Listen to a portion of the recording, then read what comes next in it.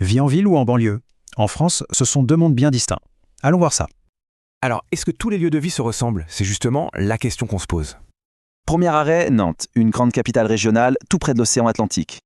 Nantes, c'est près de 300 000 habitants. C'est la 6e plus grande ville de France. Une métropole, c'est ça, un concentré d'histoire, de services et d'activités pour beaucoup de monde. Et ça bouge, 11 millions de passagers par an, rien que pour la gare TGV de Nantes. On le voit ici, mais la croissance de la ville a été très régulière sur plus d'un siècle. Changement de décor, direction Sarcelles, une ville de banlieue typique, tout près de Paris. Seulement 15 km la séparent de Paris, une proximité qui change vraiment tout pour son identité.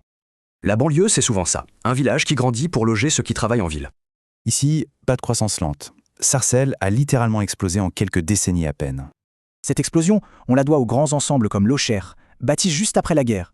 Mais ces quartiers ont vite été isolés, ce qui a nécessité de grands travaux de rénovation. Alors concrètement, comment ces deux modes de vie urbains se comparent-ils?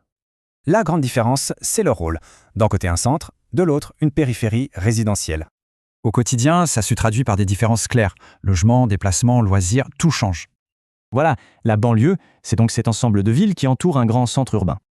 Et la métropole, c'est le centre de gravité, la grande ville qui attire tout le reste. Au final, Nantes et Sarcelles font partie du même espace urbain, mais de façon très différente. Nos modes de vie changent? Alors, quel modèle a le plus d'avenir? La question reste ouverte.